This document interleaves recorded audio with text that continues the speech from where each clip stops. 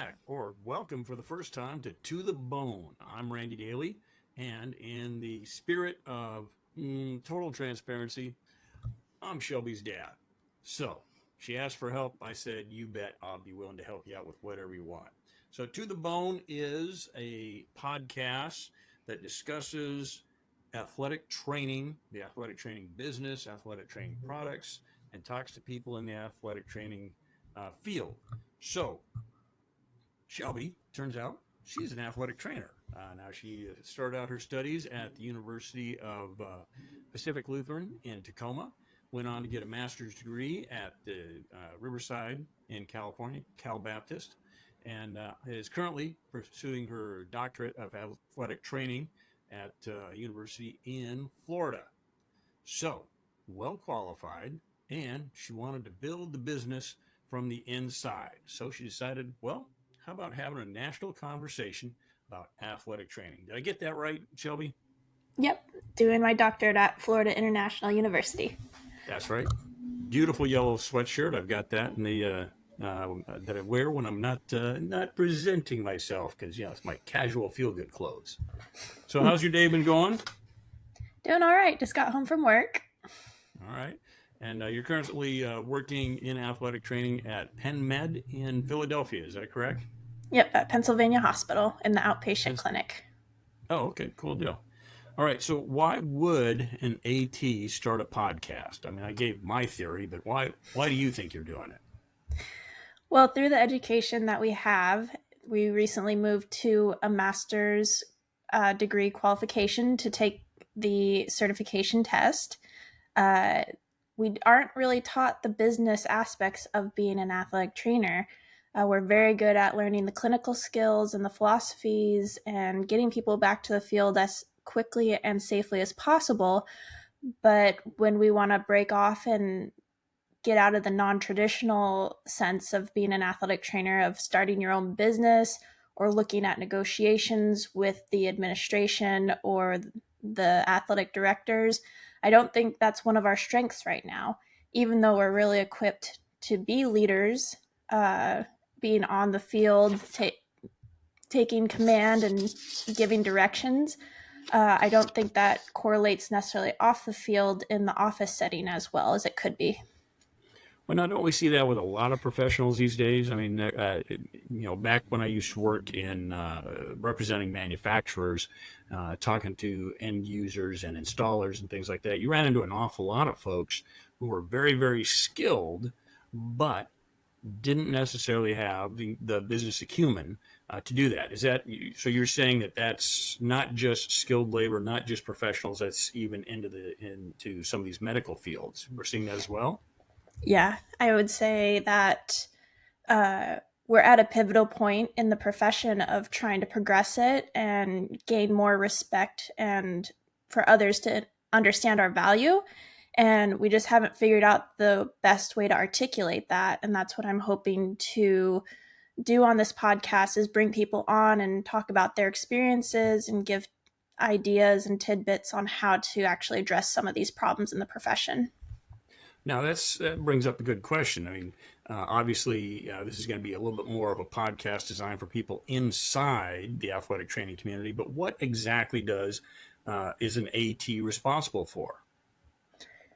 Traditionally, we are the first responders on the field. So when somebody's injured, we're the ones that go out and determine if it's safe for them to go back on the field, or if they need to retire and possibly see somebody, a specialist like a orthopedic surgeon, or go possibly to physical therapy if that's the setup in their athletic training room. Uh, we're following them from the injury to the return to back onto the field. We have started to expand into the industrial setting where we're getting into ergonomics and injury prevention a little bit more heavily, which we still do in the athletic setting. But that's kind of the basics of what we do, even though we specialize in nutrition, strength and conditioning, or the ergonomics, like I said. So That is one of my favorite things about your profession is so when your mother and I were watching you grow in your professional capabilities. We used to obviously go to your games, and we would be cheering for you when you were on the field. And then when you transitioned to the athletic training side, I remember one time one of your games was on ESPN, and so I was that terrible person that was sitting in my front room cheering when somebody got taken down hard, because the athletic trainer would get to come out onto the field. And so on that particular one, between the camera panning along the bench and injuries or potential injuries on the field, I got to see my kid 13 times on ESPN. So I'm going to be that weird guy in the stands that is cheering when the athletic trainer goes running out there in their khakis to assess the situation. So, yep, that's a weird one for me. Now, who you started out with? Like we said, you started out at PLU, the Lutz in Tacoma, and you were actually playing at the top level at that school in soccer when you were there. And then we got the word that, well, to really work at the level that you wanted to work in the industry, that you had to go into a master's program. And that's when you finished up and went on down to Cal Baptist. Who makes these decisions? Who is overseeing ATs, and how do you become an AT? Do you have to go through the master's program?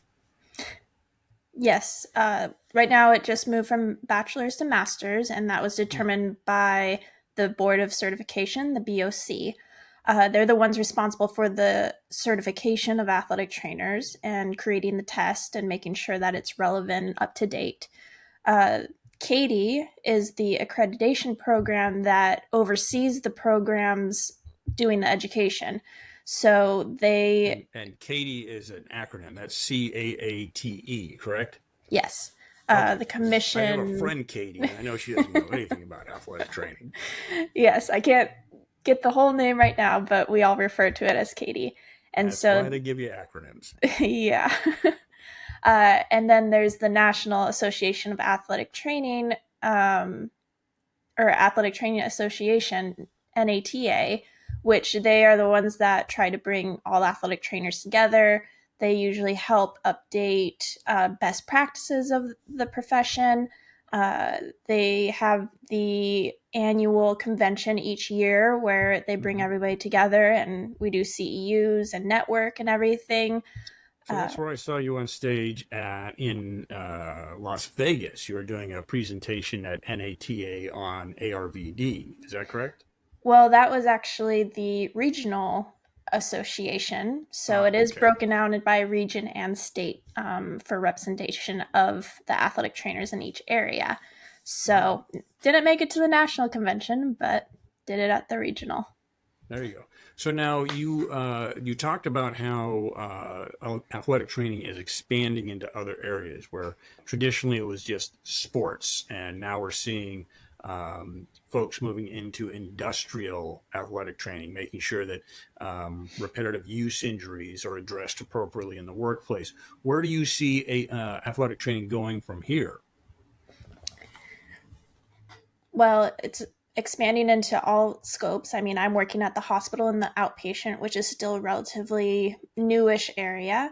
Right now, I think either we are going to all come together and figure out what the next steps are, or we're going to have to kind of reboot and start a new path of athletic training. And as we talked about with the nationals, the NATA, we're kind of all looking for a bit of guidance and leadership on what we're supposed to do. And I think this is another reason for the podcast, is kind of asking those hard questions of what all are we supposed to be doing to come back together.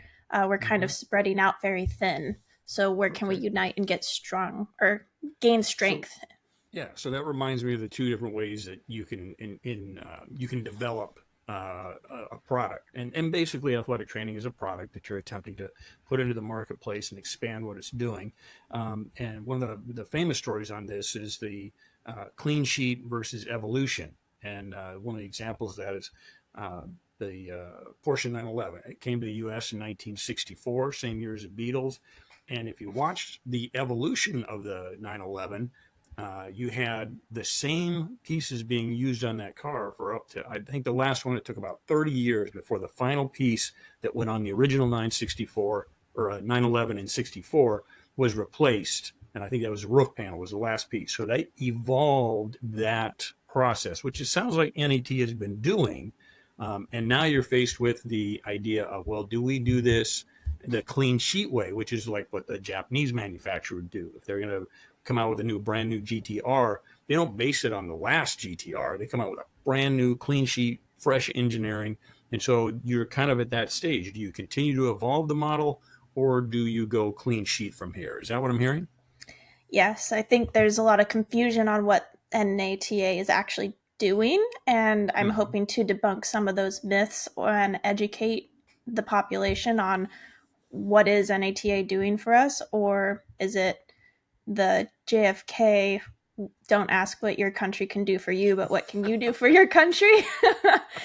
It is a very volunteer-based association, and it is, we get things done by volunteering, but if we're also debating that we need to be paid more for our time, I think it's a little ironic that we're not paying those that are putting in the time trying to progress the profession too.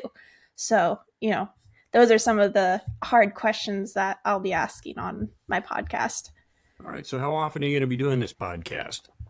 The goal is once a week that we will release. Hopefully it'll be more regular than that though. Okay. And then where can people find you? I mean, that was one of the things I was kidding with you before the podcast, is I said, oh yeah, there's actually a movie out with the same name as your podcast. And so where would somebody go if they wanted to find, watch, download your podcast? Right now I published the website, which will host the blog that I've been posting on LinkedIn. A lot of those posts will be housed there. And then it will also host the podcast episodes, which will be on Spotify at this moment in time. There is an Instagram, a LinkedIn, an official LinkedIn page, not just my personal LinkedIn page, and then YouTube, where we'll upload the podcast videos.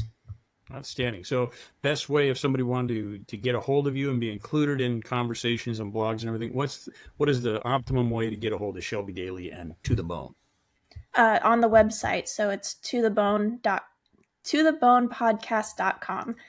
There's a submission site. Okay, yeah, cool. There's a submission portal on there. All right. Well, of course, I'm going to be a big fan, and like I said, whenever you need my help, don't be afraid to ask. I'd be happy to sit here. And I actually went out and got myself some Ryan Reynolds glasses. So if your people don't like this look, I'm gonna, because Ryan Reynolds and I, like twins, separated at birth, except he's Canadian and I'm Alaskan. But other than that, so yeah, whatever you guys need to move this forward, I think it's really important that we take care of our athletes, and I'm really proud of what you're doing there, kid. Thank you. All right. We'll see you next time right here on To The Bone with Shelby Daly, AT.